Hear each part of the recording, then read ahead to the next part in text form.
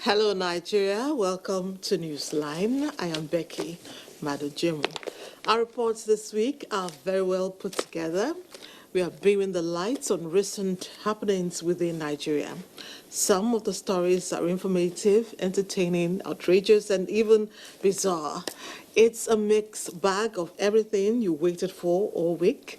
But as always, we begin with the news by Claire Adelabu Abdurazak. Great to see you, Claire.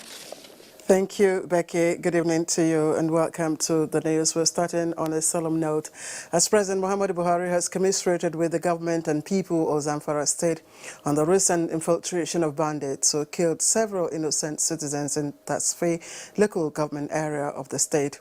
A statement by the Senior Special Assistant to the President on Media and Publicity, Garba Shehu, says President Buhari describes the bandit attacks as callous and despicable, assuring the people of Zamfara and other Nigerians who have lost loved ones to violent attacks that the government under his watch will soon bring such dastardly acts to an end.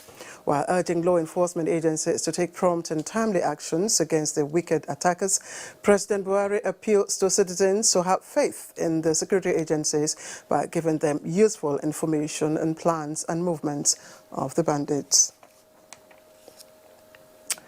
And President Muhammadu Buhari has also asked for a thorough investigation to determine what was responsible for the gas pipeline tragedy in Oyigbo local government area of Rivers State, in which several people were reported to have died. A statement by the Senior Special Assistant to the President on Media and Publicity, Garba Shehu, stated that the incident, which reportedly occurred in Komkom community in Oyigbo local government area on Saturday, occurred when workers were fixing a faulty section of the pipeline. The president, who is extremely pained by the losses of life in the incident, expresses his condolences to the families of the victims and to the government and people of Rivers State. Meanwhile, the people living within boundary communities of Komkom and Izoma in Oyigbo local government area of Rivers State are still in shock and disbelief. Many are still mourning and counting their losses from the pipeline explosion in their communities in the early hours of Saturday. Osinachi Abraham reports multinationals are still making efforts to put out the fire.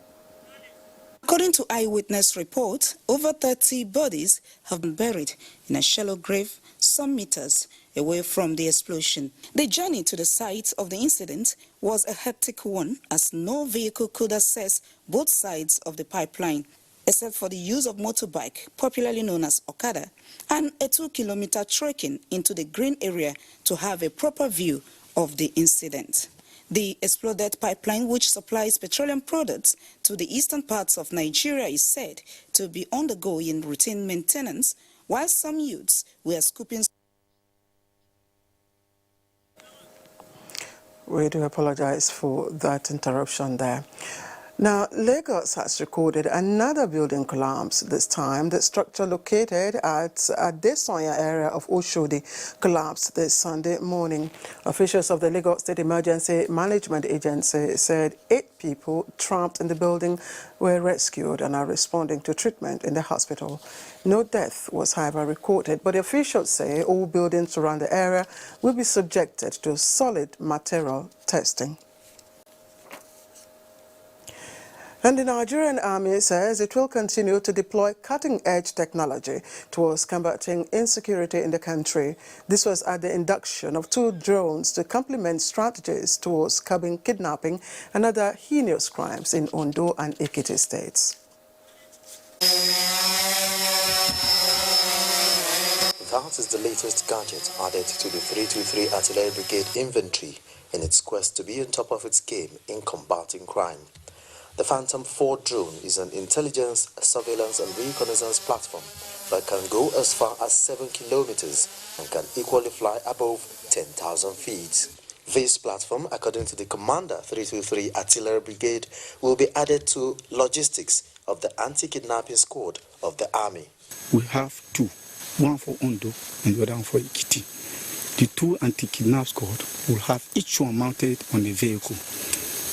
Once there's issue of kidnapping, They will go there, try to locate the place, and the places that they cannot enter. This device is the latest in the market, but this place is a very thick forest, and that's the advantage some of the criminals are using. Some places you cannot penetrate them easily. The Nigerian army says it will not rest on its oars towards tackling insecurity and defending the nation's territorial integrity. In Akure, Olajide, Bello, NTA News. And the federal government has commenced an inventory of projects executed under the World Bank Agricultural Intervention Program known as FADAMA. This is coming as the financial support given to the program by the World Bank ends. Here is Musa Baba Ali with the rest of the report. The World Bank Intervention Program is built on 5 components towards boosting Nigeria's agricultural activities and rural development. This consists of extension services, marketing of farm produce, access to loan facility and rural infrastructural development, including roads and markets. The initiative is designed to support cluster farming to increase production of cassava, rice, sorghum and horticulture value chains. FADAMA, which has been on the ground for the past 25 years, has presented a landmark in the Nigerian agricultural sector. This meeting of relevant key players from 17 states across the northern Nigeria is looking at achievements recorded by the World Bank Agriculture Intervention Program.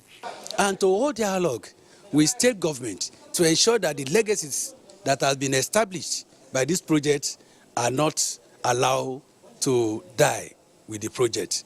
So we created a FCA, FADAMA Federated, that will sustain what we have done.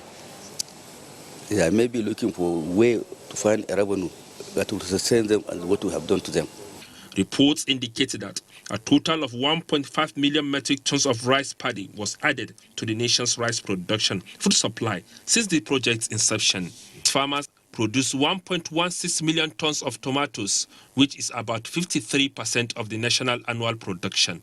Cassava, worth 41 billion naira under the project, was also produced and processed. Musa Baba Aliyu, NTA News. And in 2003, the United Nations General Assembly, in its resolution, designated the 23rd of June every year as the United Nations Public Service Day, and that's to celebrate the value and virtue of public service to the community. The day also marks the anniversary of the adoption of the Convention on Labour Relations, which is a framework for determining working conditions for all civil servants across the world by the International Labour Organization. Adebola Brooks-Lane Sunday has a special report on the implementation of reforms towards repositioning the public service here in Nigeria. Civil servants play a vital role in the development of any nation. This is because they form larger percentage of the workforce in the public sector, and they are responsible for the implementation of government policies and programs. Workers are the wealth creators of the economy, so they deserve a fair deal. It is often said that an effective and efficient civil service will in turn bring out a performing government. Realizing this, Nigeria government has been all out to make life better for the nation's public servants through reforms, better remuneration, incentives, training and provision of facilities. IPIS until now was just being driven on one leg, and that's the payroll module.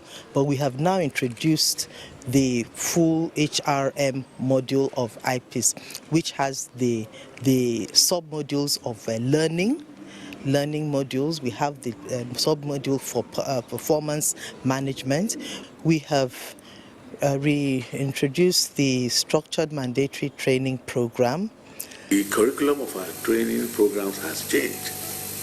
It now has the ICT component, the entrepreneurship component, and the third part of it is the e-learning platform itself. In performing their duties, the need to develop a risk assessment profile in terms of threats and hazards is one area the federal government is looking at in the formulation of policy. To encourage civil and public servants, the Assembly adopted that on the day a prestigious UN Public Service Awards be given. And in line with this, the Office of the Head of the Civil Service of the Federation ratified and adopted the expansion of rewards and recognition scheme proposal for workers. And one of the ways to get our people to work hard is by institutionalization of rewards and recognition. It's a good step in the right direction, and we must give kudos to His Excellency, the Mr. President. As civil servants join their counterparts the world over in commemorating the day, and as governments continue to introduce programs that will better equip them, it is expected that public servants in Nigeria will in turn put in their best towards building a greater nation. Adebola Brooklyn Sunday, NTA News. And June the 23rd of every year has also been set aside by the United Nations to mark International Widows' Day. To commemorate the day, a non-governmental organization, Rock of Ages Empowerment Foundation, has reached out to more than 68 widows through cash donation and other empowerment kits. Kendi Olaleye has the details. Esther Kelvin lost her husband to the cold hands of death in 2016, and since then, she has had to take up the responsibility of being the breadwinner for her 3 children. Her story is not so different from these women who became widows at different stages of their lives. They have not given up as they're determined to keep hope alive and do what it takes to cater for their children, despite the rejection and discrimination from society. It has been so tough, but with God, I know that all things is possible, and especially now that our daddy IG Newman, have been taking control. Because without him, I don't even know whether I'm still here. But because the way he has been helping me and my kids, the way he has been empowering us, at least now we can see the way things is. Today, these women have reasons to smile, as the Rock of Ages Empowerment Foundation has not only empowered them, but also given them a sense of belonging in the society. Make sure that poverty is eradicated. It's not even to be alleviated. We want it to completely to be taken away. That these women could sleep and sleep well. I'm not sleeping and be crying. I'm not sleeping and thinking what is the next thing I will do tomorrow. Just like the theme for this year's celebration, the mood of these women says it all. They're hopeful for better days ahead. In Abuja, Kendi Olaleye, NTA News. And the preservation of history is a unique way of protecting the culture of a people from going into extinction. This has been done in various ways, including archaeological discovery of past events. It is in the light of this that pilgrims from Nigeria to the land of Israel visited Qumran Archaeological Park and the Mount of Temptation. Dele Atombe reports that the discovery at the park was a confirmation of the 5 books in the Old Testament of the Bible. Is an archaeological site that is located on a dry plateau in the Jordanian desert of the West Bank, where the first 5 books of the Old Testament of the Bible were discovered. The site of Qumran is made up of various caves believed to have been occupied by a religious sect numbering about 200 inhabitants. The first 5 books in the Old Testament were discovered from some of these caves in 1946. The discovery of about 900 scrolls, including the books of Genesis, Exodus, Leviticus, Numbers, and Deuteronomy, in these caves, experts say, is a testimony to the existence of the religious sects. But they call themselves Yachad. Yachad is together, live together. It was a community, closed community, mostly for men. They were writing the scrolls. In 1948, a shepherd boy was shepherding, and he threw a stone, and the stone fell inside a cave, and there was a sound. Then he alarmed the archaeologists. They came. When they dug, they dig and found some scroll inside a pot, sealed and buried into the ground, where the whole 66 books of the scriptures were discovered. Pilgrims' visits to the Mount of Temptation in Jericho is more revealing of what Jesus Christ passed through to bring salvation. The pilgrims beseech God for the good of the nation, Nigeria, and the people. It was recorded in the scriptures that Satan came and tempted him 3 times. But in the end, Jesus overcame. And that was the beginning of another victory, which we celebrate. So if we look at the life of Jesus Christ and we pick a cue from him, I believe that it's going to be very helpful for us going forward to ensure that we are not greedy, we are not covetous. A month of temptation where Jesus was tempted after 40 days fasting. Daily Atumbi, NTA News. And President Muhammadu Buhari has felicitated with the Reverend Felix Medoye, General Overseer of the Four Square Gospel Church, Nigeria, as it clocks 70 years. In a statement by the Special Advisor on Media and Publicity to the President, Femi Adesina, President Buhari recalls the Four Square Church's prayers before the last general elections and their congratulatory letter on his being re-elected into office. He wishes Reverend Medoye greater successes in the service to God and humanity. And Muslims and Christians across Nupe-speaking areas of Niger, Kogi and Kwara states have held special prayer sessions for God to intervene in the current security situation in the country. Jones Ajayi reports that the prayer sessions held in various mosques and churches are part of activities to mark this year's Nupe Day Festival. Annual Nupe Day Festival was initiated by the incumbent and 13th Etunupe Alhaji Yaya Abubakar to foster unity and progress amongst the Nupe-speaking communities in Niger, Kogi, and Kwara states, as well as other parts of the country. It is also an avenue to showcase the rich cultural heritage of the people and to also rub minds on issues that affect them. Based on this, the 26th of June every year has been set aside to mark the Nupe Day. However, due to the present security situation in the country, the Etunupe decided to dedicate this year's festival to prayers. Subsequently, special prayer sessions were held by Muslims and Christians in their various places of worship.